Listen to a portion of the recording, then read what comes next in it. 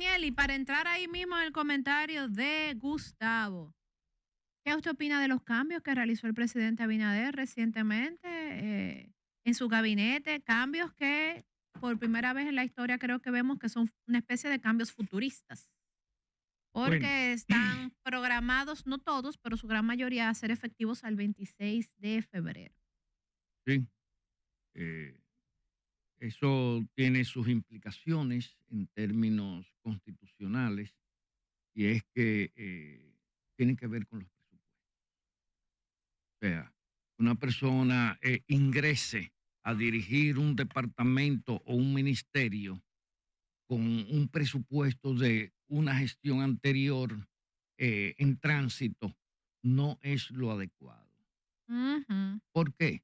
Porque entonces ahí vienen los temas de con qué se continúa y con qué no se continúa. Es correcto. Entonces, lo correcto es que cada funcionario cuando se siente en su despacho tenga plena conciencia del presupuesto con que se tiene que desenvolver ese año y previa identificación de los diagnósticos de impacto de los proyectos, dependiendo de su éxito, empezar a seleccionar con qué continuamos, qué modificamos, qué ajustamos en función de lo tangible que tú tengas para poder invertir en ese proyecto.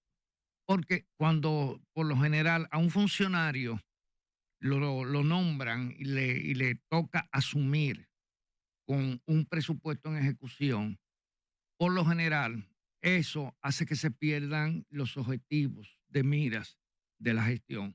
Y lo que se hace es que se continúa con lo que se tiene, pero a regañadientes, porque muchos de esos proyectos pues no están teniendo el impacto requerido. Pero no es un poquito, para ya pasarle a mis compañeros, porque, por ejemplo, estamos viendo que ministros que ya son salientes, como el de Educación, que suscribió convenio con la ADP cuando ya sabe que se va en pocos días, o el de Obras Públicas, que ha suscrito, según se ha visto en diferentes medios, hasta acuerdos jurídicos para pagar honorarios legales a profesionales del derecho en demandas y procesos. ¿No entraría tal vez una pérdida de tiempo, por un lado, entre la curva del nuevo incumbente, tomarle el paso a la institución, y dos, que de manera ya de salida estoy firmando cosas que si ya yo sé que no voy a ser el titular, debería dejársela al otro? Mira, Julia, eso es un tema de ética de cada funcionario. Si usted, Palabra fuerte. si usted sabe que usted tiene que entregar el 27 de febrero, eh, sería algo contraproducente que usted se ponga a comprometer fondos que usted no va a ejecutar, sino que el nuevo incumbente va a ejecutar. Lo que pasa que lo que menos hay en el Estado dominicano son hombres de Estado que comprendan ese tipo de situación. Porque eso ya a usted que esté en despedida, en retirada, no le suma nada. Y sí le crea inconveniente a la nueva gestión.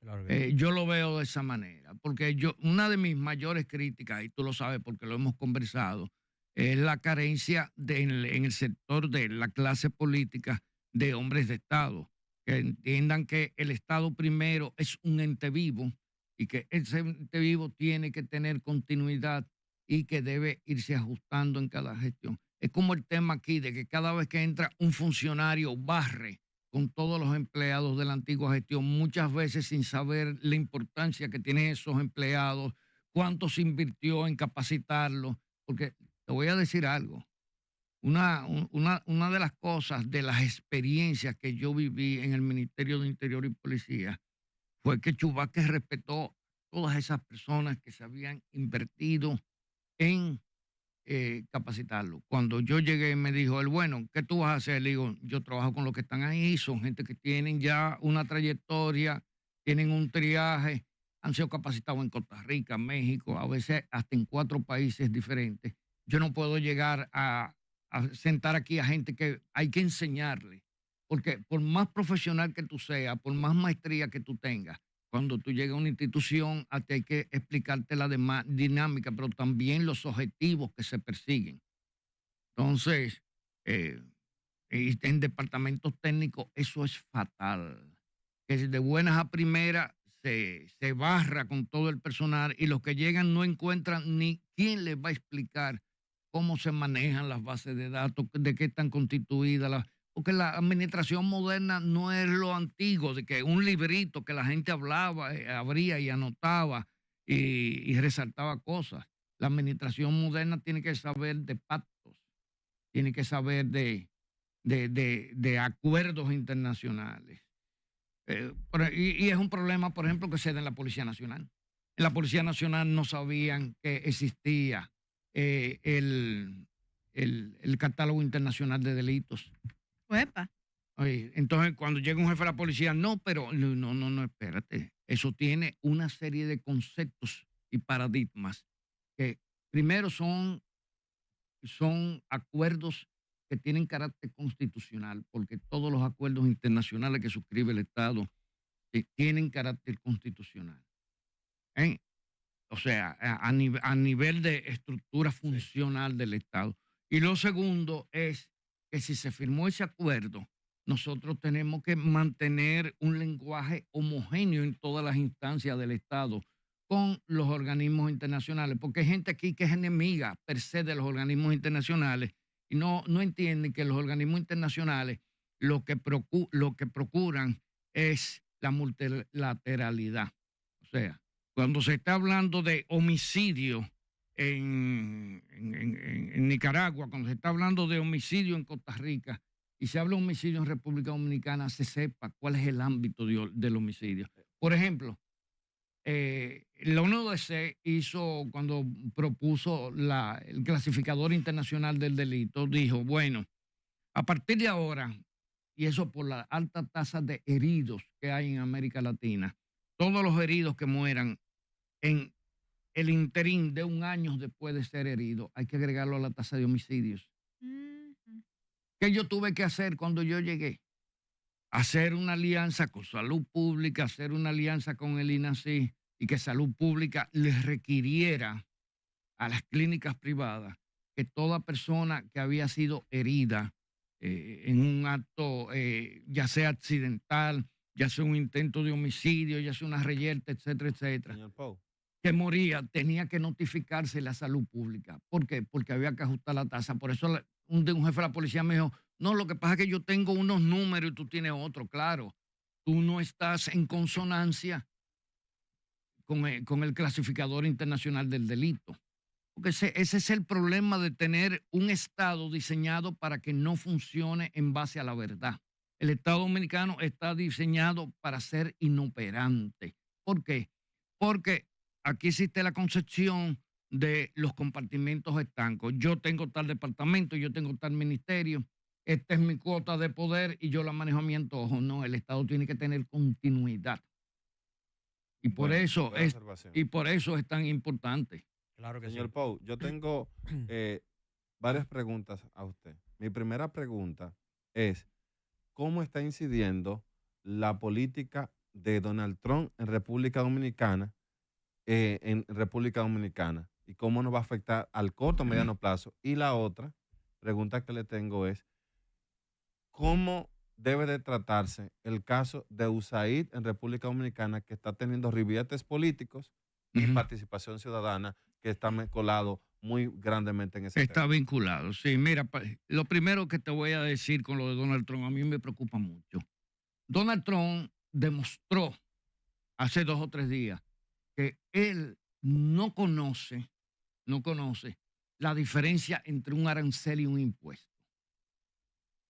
Eso es increíble, que un presidente de la nación que más comercio tiene con el mundo no sepa distinguir entre un arancel y un impuesto, porque un arancel es una medida económica que se utiliza para evitar prejuicios sobre la industria nacional, los sectores productivos nacionales. O sea, si yo produzco teléfonos, porque tengo una infraestructura bien montada de fabricación de teléfonos, pues yo le coloco un arancel a los teléfonos importados, un arancel que puede ser, que primero tiene que ser racional, pero lo pongo en la máxima escala, porque ese es el propósito del arancel, no recaudar. Ahora, los impuestos como el IVA, como el ITEVI, son impuestos de comercialización, con los cuales el Estado, pues, financia sus políticas interiores. El señor Trump acaba de decir, demostrando una ignorancia supina, que el IVA en Europa es muy alto y que tienen que quitarle el IVA para que sus productos puedan tener buenos precios, porque yo no puedo traer un producto importado quitándole el IVA y tenerle un IVA a un producto nacional, porque eso crea un desequilibrio de mercado. Fíjate a ver lo que el problema de la ignorancia. Entonces, imagínate Trump que nos diga a nosotros que quitemos el ITEVI. Tendríamos que quitarle el ITEVI solo a los productos importados de Estados Unidos para que compitan con ventaja sobre los productos nacionales que tienen que pagar ITEVI. Después del lío de la ley esa de 6 meses, 0 arancel, ¿se acuerdan? Claro. Sí, bueno, entonces ese es un problema que puede causar una situación engorrosa. Y lo que es peor, yo veo prácticamente zozobrando el TLC, el Tratado de Libre Comercio con Estados Unidos. Bueno, ya lo rompió con Canadá, ya lo rompió con México, porque él quiere que el otro cobre los impuestos que a él le convienen. Entonces, eso no puede. En Estados Unidos hay estados donde se pagan tax, otros estados no se pagan tax. Pero eso es un tema interno de los Estados Unidos. Como el ITEVI es un tema interno de República Dominicana, como el IVA es un tema interno de los estados de la Comunidad Europea. Entonces, un señor que tiene un desorden en la cabeza tan grande puede causar fisuras que pueden afectar no solo a República Dominicana, van a afectar al resto del mundo, porque él no puede pretender que los impuestos internos de Alemania, de España, de Francia, de República Dominicana, de Brasil, sean los que él quiere. Cada país calcula sus impuestos en función de una serie de indicadores y parámetros económicos. Bueno, eso es un tema complicado. Antes de usted irse a la pregunta de Gustavo sobre la USAID, vamos a ver, nuestra compañera Yanna Veloz se fue a las calles para que primero veamos qué opina la gente con relación a el tema de USAID y luego venimos ya con el análisis de parte de nuestro experto, el señor Daniel Pou. Vamos a ver. Hola, ¿qué tal? Yagna Veloz para ahora por la Super 7 desde el barrio chino. Recientemente ha habido todo un revuelo sobre los fondos que destinaba USAID para diferentes instituciones en la República Dominicana, como lo es Participación Ciudadana. Y se rumorea que algunos periodistas fueron beneficiados por dichos fondos. Entonces vamos a preguntar a las personas que pasan por aquí si considera que sí fueron beneficiados o no. Así que veamos. Bueno, aquí la prensa, los medios de comunicación están todos vendidos, están controlados. Eso es lo que está sucediendo. La verdadera noticia a veces la prohíben de decirla. Pero claro, tú no sabes la corrupción que hay aquí, en República Dominicana. Claro que cogen su dinerito. No tengo mucho conocimiento de eso. Lo que si hay muchos periodistas comprados por el gobierno, bocina. Ahí sí que nada más dicen lo que les conviene. A lo mejor. ¿A lo mejor usted cree? Creo que sí. ¿Por qué? Bueno, siempre esas cosas se beneficia a alguien, entiendo yo. Sí, Sí, ¿por qué? porque son seres humanos que están trabajando y todo el que trabaja tiene derecho a tener eso. ¿Usted considera que estuvo bien? Sí, Hay posibilidades, eso sí, Sí, muchas posibilidades. gracias. Que no recibían, toditos reciben dinero, todos. Claro, sí. Hay muchos periodistas que cogen su cuarto por abajo y las informaciones la esconden. No, ¿considera que no? No creo. Podría ser Podría ser. y otros no. No creo que sea posible. No, ¿por qué? Bueno, no tengo la menor idea, no te voy a mentir. ¿Pero usted cree que no? No. Oh, muchísimo. ¿Por qué? Aquí no hay periodistas. Aquí lo que es una prensa amarilla. Para el gobierno nada más. Sí. Sí, está ¿Por qué? claro. Sí, ¿por qué? Por el dinero. Por el dinero. Eso fue todo. Retornamos al estudio. Bueno, y haciendo una antesala a la pregunta de Gustavo y respuesta de don Daniel, la gran mayoría de gente piensa que sí. Pero díganos usted, don Daniel, lo que le preguntaba ahorita Gustavo. Bueno, usted sabe que el dominicano lo que más le gusta es parecer que está bien informado. Ese es el deporte nacional. Y yo te lo digo porque yo hago testeo en las redes sociales, sobre todo en Twitter. Yo publico, por ejemplo, en Santiago asesinaron esta semana 3 personas, pero es una noticia de Santiago de Chile. Y de una vez dicen, no, en Santiago se está acabando. En Santiago eso es una batalla, porque el dominicano no lee. Así me encontré yo un sapiente de eso que maneja redes sociales en este país, que yo publico un link del periódico El País. Usted sabe que para leer el periódico El País en redes sociales, prácticamente todo lo que son artículos de fondo, tú tienes que estar suscrito y tienes que pagar por ello. De lo contrario, ellos te dejan leer el titular, pero de ahí tú no pasas.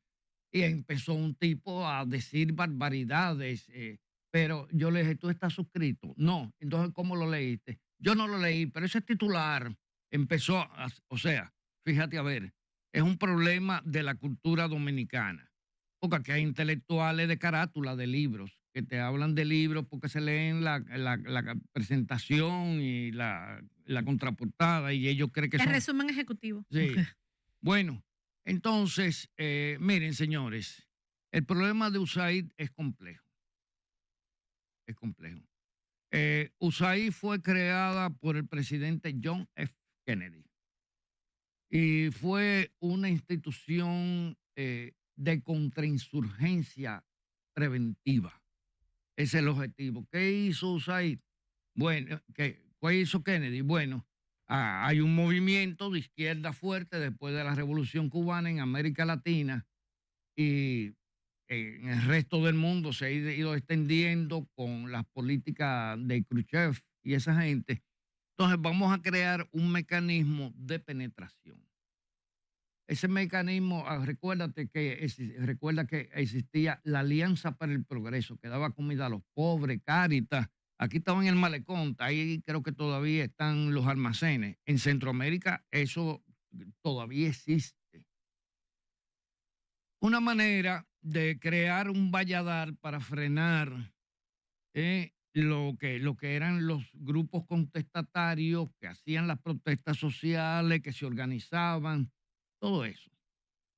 Bueno, aquí hubo un plan y eso no lo dirigió USAID, eso lo dirigió la CIA directamente para hacer languidecer a los clubes sociales en nuestro país. Porque lo que pasa es que hay gente que nunca ha profundizado en todo eso. Y esto no lo digo yo porque me lo imaginé. Lo digo porque he leído informes pormenorizados de cómo se dirigió esa labor de contrainsurgencia. Y para los norteamericanos, el mejor artífice de la contrainsurgencia en toda América Latina fue Joaquín Balaguer.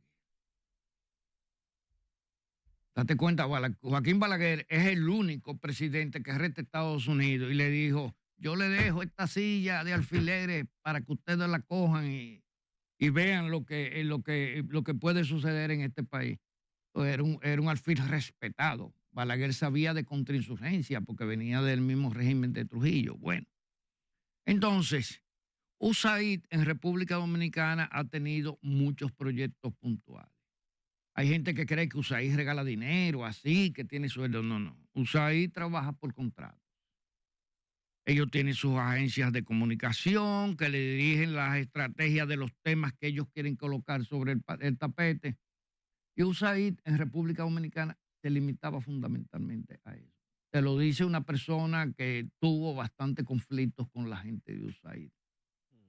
Porque ellos... Y no, porque ahorita dicen que ellos una vez me hicieron una propuesta para un proyecto interesantísimo que me parecía muy bien enfocado y estábamos conversando y ya casi a punto de empezarse el proyecto, ellos cambiaron los términos de referencia y yo le dije que yo no estaba de acuerdo y me dicen que esa era la decisión de ellos, problema de gestión del proyecto.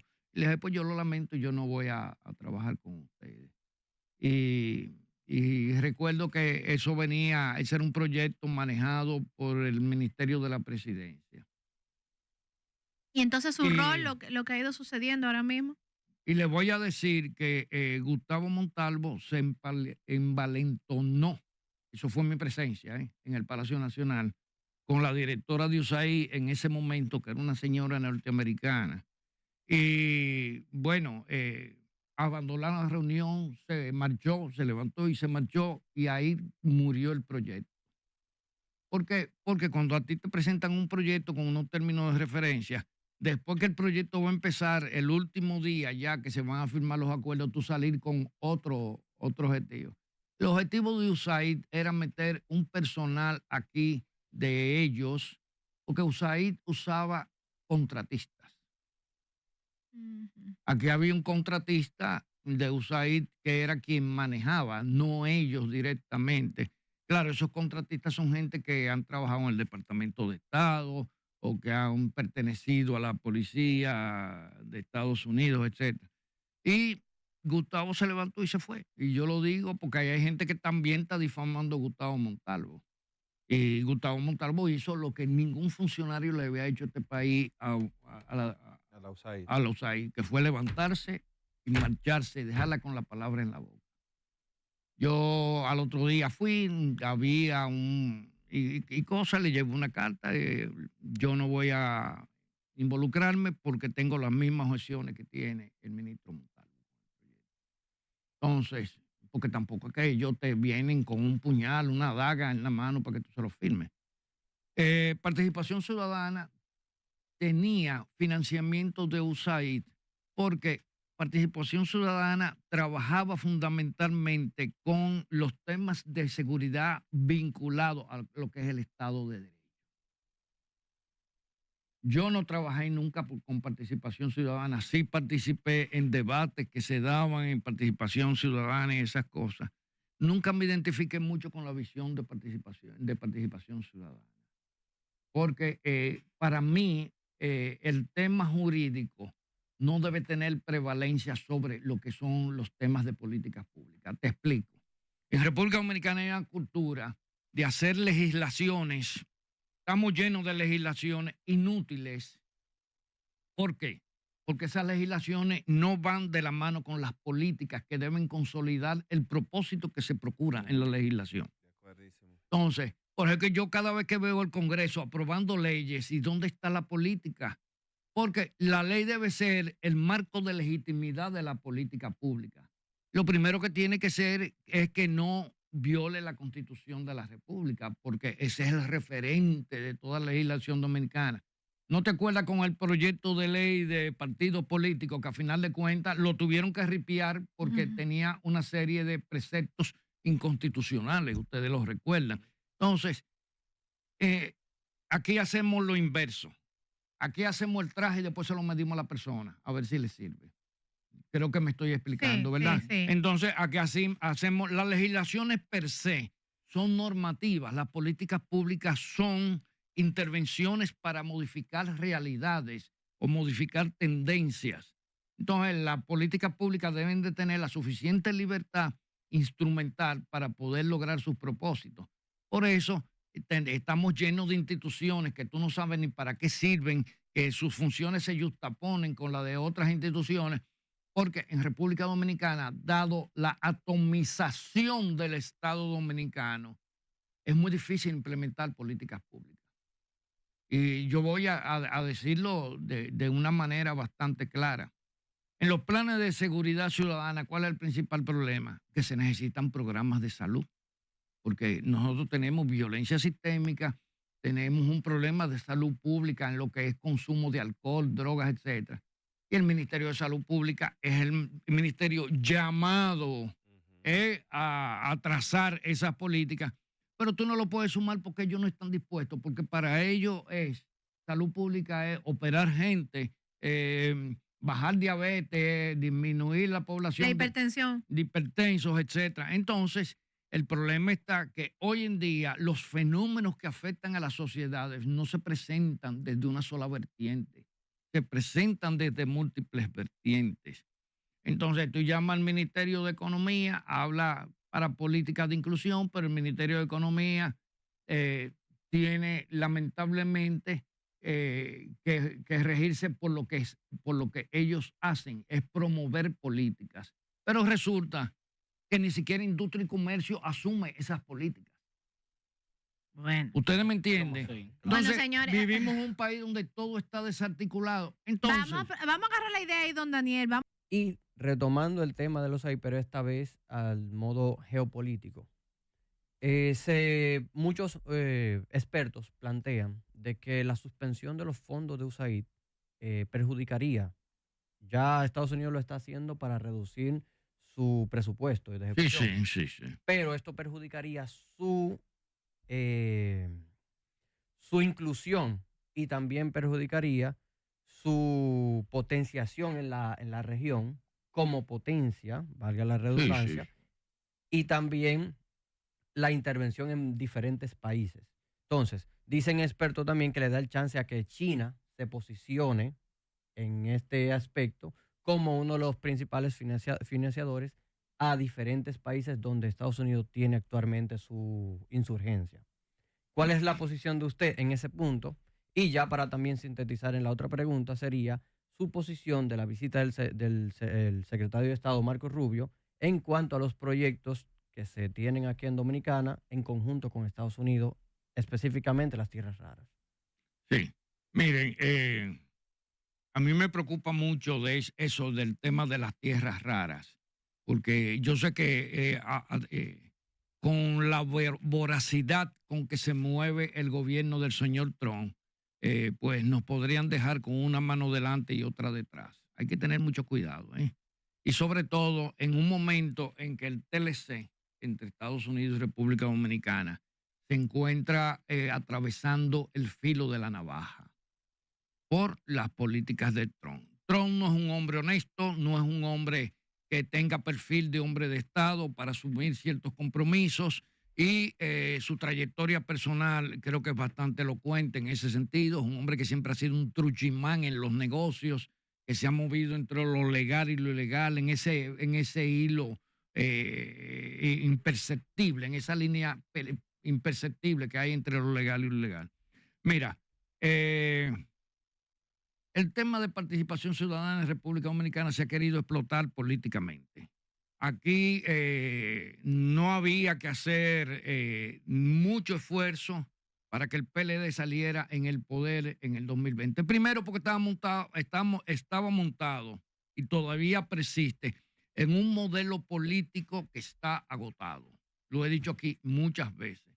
El modelo político de República Dominicana, el ascenso de Luis Abinader lo que viene a abrir es una ventana que va a oxigenar un modelo político que no puede persistir.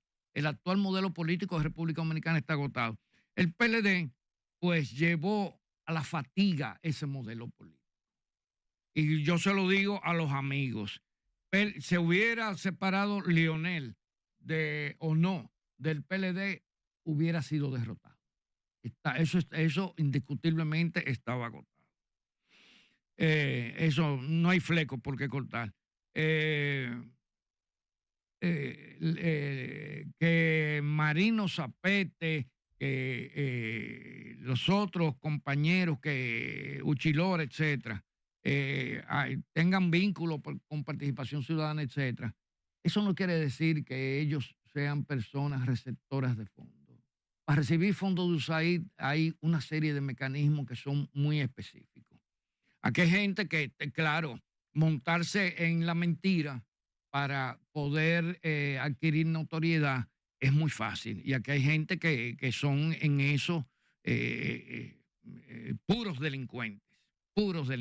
Aquí hay cuentas de redes sociales que usted la coge y es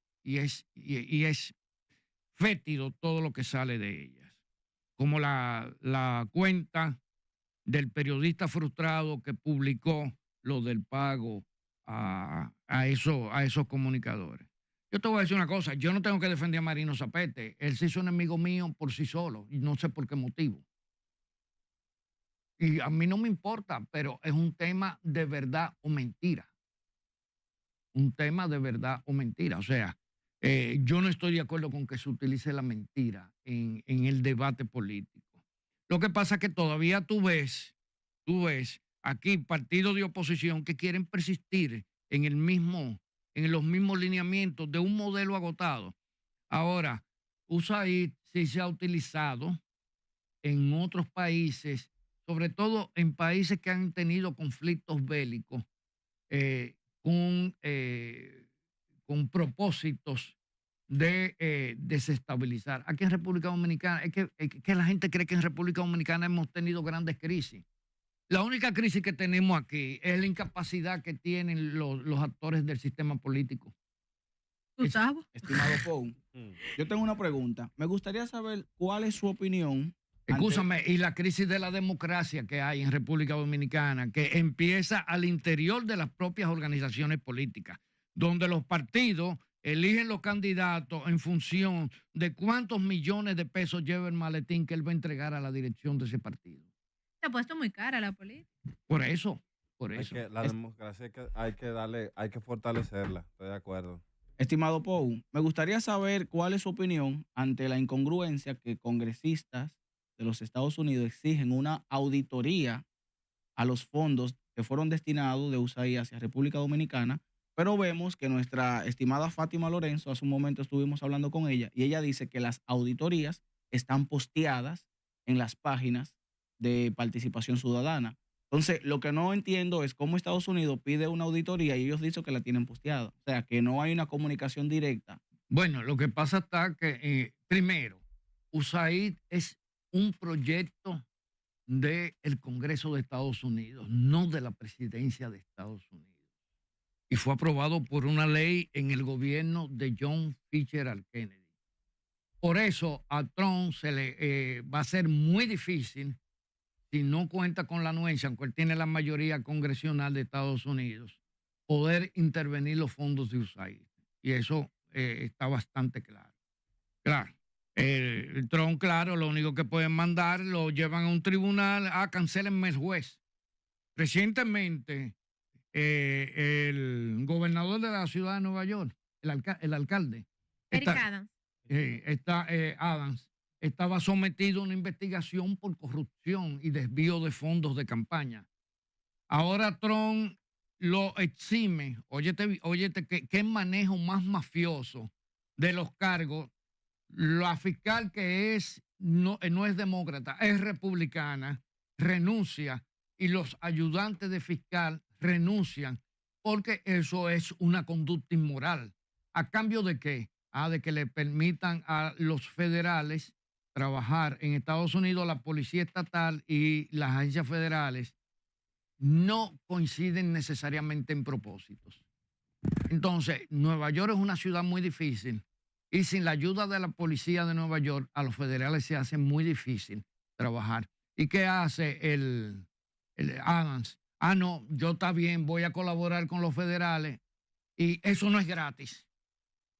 Vamos a quitarle los cargos de corrupción. Pero hay que tener bastante claro. El presidente de Estados Unidos es un convicto de una sentencia penal. Entonces, hay que tener... Porque no me vengan de que esos son... ¿Se salvó ese tipo? Sí, se salvó Adams, la sacaron el gato del agua, como se dice en España. Entonces, porque son tratativas entre personas con perfiles dudosos. Entonces, con relación a lo que tú me estás señalando, el tema de la auditoría. Mira, yo te voy a decir algo. Yo conozco USAID. En USAID, la gente cree que USAID regala el dinero. USAID es una de las agencias más bajos pagos que hay dentro del área de consultoría, más bajos pagos, pero yo no quise trabajar con ellos. Oíste, ellos vienen buscando sociólogos e intelectuales que andan en bicicleta con una mochilita atrás y esas cosas. Entonces... son tacaños. Sí, son tacaños. No, y el tema, tú tienes que dar cuenta del mínimo centavo que tú recibas. Ellos no te dan dinero para gastos colaterales ni nada de eso, sino que tú tienes que asumirlo de lo que tú vas a ganar. Eso de que le estaban pagando a periodistas así, mira, para eso habría que buscar pruebas. Yo sé que hay algunos que dicen, no, porque le dan por detrás. Señores, yo tengo un amigo que rescindió un contrato con ellos. Lo que se dice... Escúchame, óyete, déjame hacerte esta anécdota. Rescindió un contrato con ellos y lo llamaron hasta del Senado de Estados Unidos a hacerle un interrogatorio porque rescindió el contrato con ellos. O sea, un contrato de un proyecto que estaba a mitad de detalle. Ellos vinieron con unos cambios de especificaciones. Le dijo, no, yo no voy a continuar. Le puso su carta y hasta le devolvió el dinero que había ganado. Ellos no lo querían aceptar. Y eso conllevó una investigación en el Congreso de Estados Unidos. Entonces, yo me imagino que una institución que se maneja de esa manera no es para estar dando dinero de una manera así tan olímpica y deportiva como aquí se cree. Y sobre todo que República Dominicana no es un país que tenga una situación ni de preguerra, ni de posguerra, ni de gran crisis. Aquí el asunto se maneja muy fácil. En un país donde el 90% de la gente no lee un artículo de periódico, es muy fácil manipularlo. Y ellos tenían su agenda con el tema haitiano, eso lo sabe todo el mundo, pero ellos también llegaron a un momento en que comprendieron que los propósitos de ellos eran imposibles. De hecho, hubo hasta un debate sobre la viabilidad de la unificación de la isla, que eso no es un tema de ahora, ¿eh? Ese es un tema que se empezó cuando Balaguer. Y todos los expertos que se mueven en ese ecosistema dijeron, eso no es viable. Porque es que son dos países, dos pueblos tan diferentes que no podrían, sería como querer mezclar, unificar a Gaza con Israel. Solamente bajo un régimen constabulario militar pueden coexistir. Entonces, esa idea fue abandonada. Después ellos tenían su agenda LGTB, sus cosas, que eran agendas de inclusión social. E incluso habían preocupaciones, porque yo conversé con uno de ellos, por los abusos que se cometían cuando los miembros de la comunidad LGTB eran apresados por alguna situación conflictiva, lo que sea, que recibían trato discriminatorio de parte de los agentes policiales. Y ellos buscaban que se les respetara sus derechos, se les respetara su dignidad, etcétera, pero nunca pasaron de ahí. Bueno, agradecer pues al señor Daniel Pou, que es parte de este equipo, por sus interesantes aclaraciones y sus aportes a este tema. Don Daniel tiene que venir una vez a cada domingo al mes para que nos pueda ir actualizando con relación a estos temas. Sí, una aclaración que quiero hacer. Aquí hay gente que vive de la supuesta agenda de la unificación de la isla. Aquí mucho dinero se ha movido detrás de eso, muchos favores políticos y muchas canonjías y privilegios. Y esos supuestos patriotas siguen viviendo de esa situación. Bueno. Ahora por la Super 7.